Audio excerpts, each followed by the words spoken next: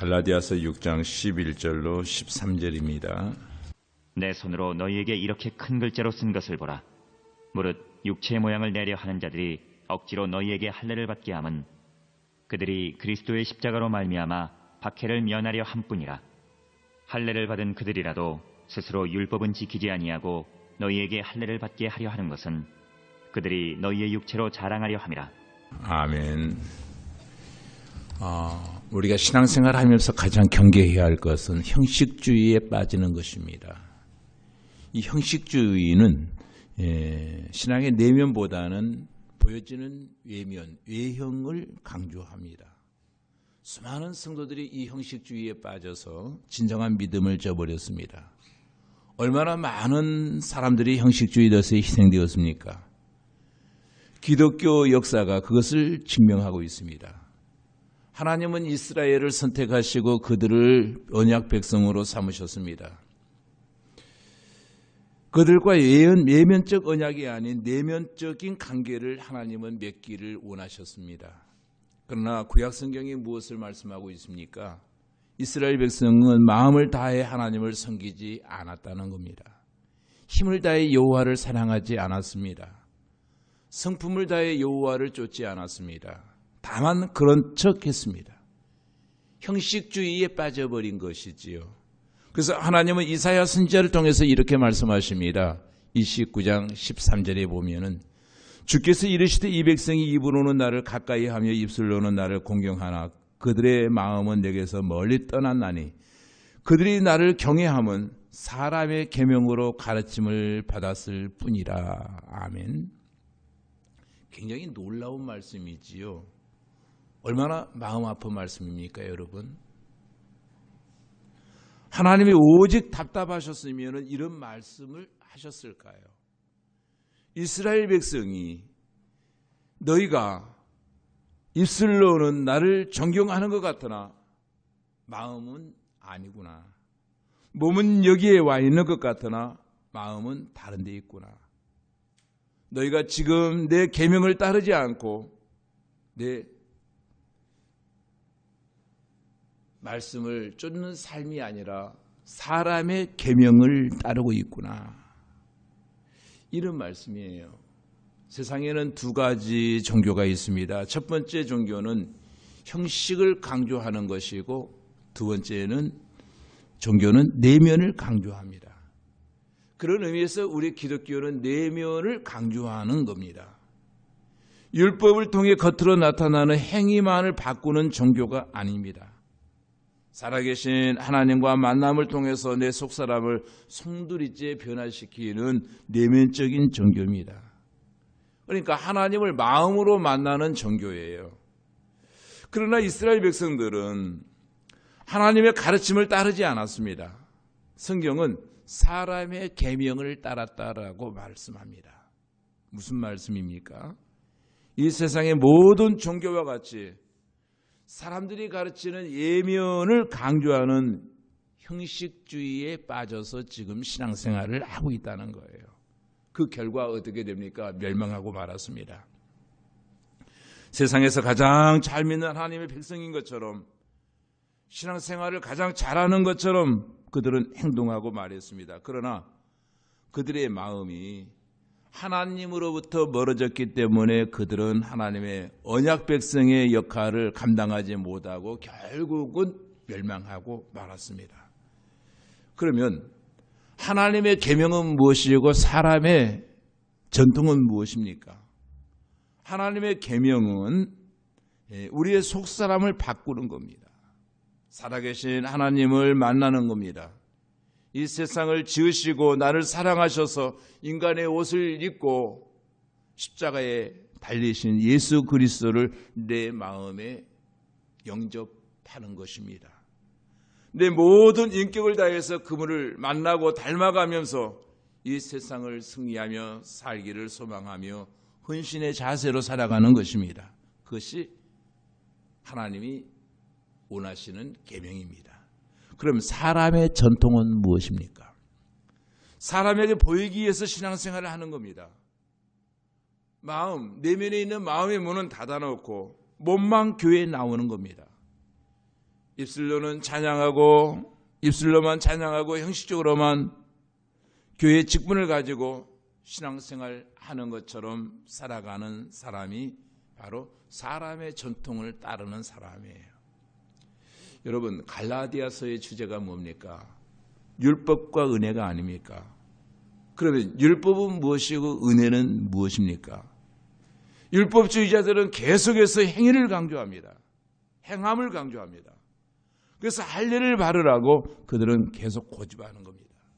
다른 말로 하면은 형식과 사람의 계명을 강조하는 것이 율법이에요. 율법 하면은 세 가지를 떠오르라고 했죠. 도덕적인 것과 양심적인 것과 행위적인 것, 이걸 통해서 구원함을 받을 수 있다라고 말하는 율법주의예요. 율법은 하나님의 말씀이지만 율법주의에 빠져버리면 우리의 행위와 도덕과 양심을 통해서 선하게 살면, 착한 일을 많이 하면 우리는 구원받을 수 있다, 이렇게 생각하는 것이 율법주의예요. 그렇다면 하나님의 은혜는 무엇입니까? 하나님의 은혜는 형식이 아니라 내 영을 바꾸는 것입니다. 나의 내면을 하나님의 은혜에 맡겨서 십자가 앞에 내 영을 내놓는 거예요.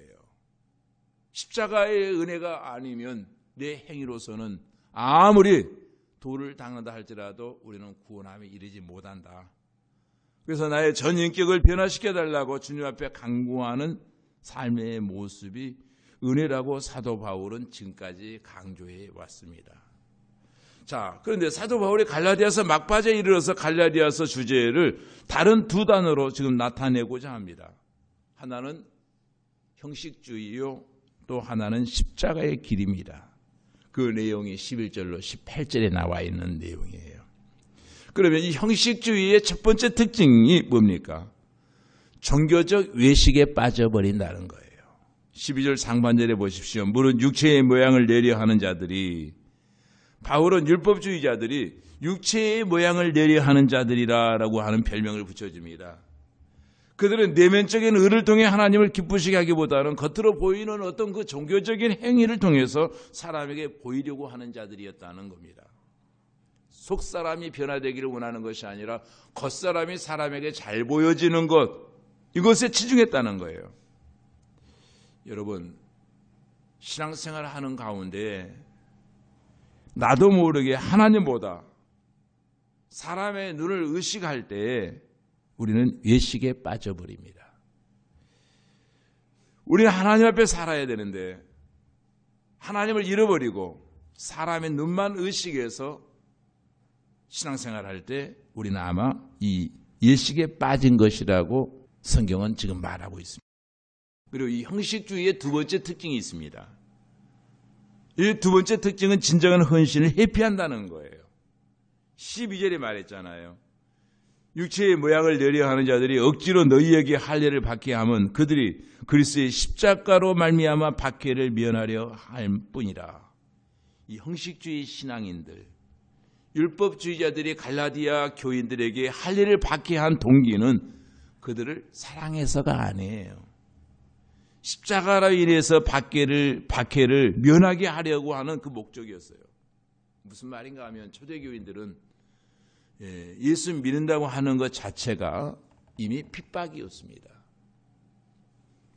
가장 큰 핍박은 이해할 것만 같은 유대교로부터 핍박을 받았습니다. 왜? 예수를 믿게 되면 유대교를 이탈해야 되기 때문입니다. 예수를 믿고 그리스도인이 되어진 그날부터 유대사회에서 이 사람은 왕따를 당합니다. 쫓겨남을 당합니다. 직장에서 쫓겨남을 당합니다. 심지어는 가정에서도 파문을 당하는 안타까운 일이 일어난 겁니다. 신앙생활이 뭡니까? 결론은 신앙은 나를 희생하는 거잖아요. 산 제사를 드리는 거잖아요. 내 시간을 드려야 되고 물질을 바쳐야 되고 내 정성과 마음과 생각을 집중해야 하는 것이 은혜 받은 신앙의 특징 아닙니까? 오늘날 많은 사람들이 자신의 건강과 취미를 위해서는 아까울 것이 없지만은 주님을 위해서 시간과 몸과 정성을 바치는 데에는 굉장히 인색합니다. 건강을 위해서는 아무리 비싸다 할지라도 마다하지 않습니다. 취미 생활을 위해서라면 하루 몇 시간씩 밤잠을 설레이면서도 몇 시간씩 거기에 투자합니다. 그러나 주님을 위해서 그 조금 헌신하는 것은 굉장히 아까워합니다. 시간과 재물을 바치기를 아까워하는 신앙생활이 그런 신앙인들이 얼마나 많습니까? 혹시 저와 여러분이 아직도 그러한 상태에 있다면 이미 형식주의적인 신앙에 빠진 상태에 있을 겁니다. 사람의 눈은 속일 수 있지만 사람은 또 속아줄 수 있지만 전능하신 하나님은 결단코 속일 수 없다는 거예요. 하나님께 헌신하기 위해 희생하고 바친 목록이 얼마나 되는지 여러분 주님 앞에 한번 기록해 보시기를 바랍니다. 나는 지금까지 살아오는 날 동안 십자가의 그 은혜 앞에 나는 얼마나 헌신하고 얼마나 나는 하나님 앞에 드려진 삶을 살았는가, 그 목록들을 한번 여러분 세세히 한번 적어보시기 바랍니다. 형식주의적 신앙의 세 번째 특징은 이선적인 삶의 모습을 갖게 된다는 거예요. 중요한 것은 율법주의자들은 율법을 지키지 아니하면서 지키는 척 했습니다. 다른 사람에게 율법을 강조하면서 막상 자신은 지키지 않았습니다. 13절에 보니까 할례를 받은 그들이라도 스스로 율법을 지키지 아니하고 너희에게 할례를 받게 하려 하는 것은 그들이 너희의 육체를 자랑하려 함이라. 오늘날 우리 기독교가 욕을 먹는 가장 큰 이유가 바로 저는 이 문제라고 생각합니다. 다름 아닌 성도들의 이선입니다. 형식주의적인 사람들이 교회 안에 많아질 때 교회는 세상에서 빛의 역할을 하지 못할 겁니다.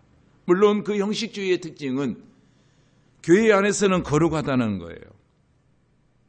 교회 생활에는 아무런 문제가 없습니다. 주일날 교회 출석 잘하고 예배 잘 드리고 찬송도 잘 부릅니다. 그런데 문제는 가정에 돌아가서 직장에 돌아가서 여러분 돌아가면 전혀 예수 믿지 아니한 사람처럼 행동하고 똑같은 원래의 모습으로 우리가 돌아가 버린다는 거예요. 그러면 사람들은 말하죠. 이선자라고. 이 이선적 형식주의들 때문에 자녀들과 또 직장에 안티들이 많이 생겨나는 겁니다. 여러분, 우리 곰곰이 생각해 봐야 됩니다. 사실 저 역시도 강단에서 설교하는 것이 굉장히 힘들 때가 많습니다. 이유는 제가 강단에서 전한 말씀대로 살아야 되기 때문이죠.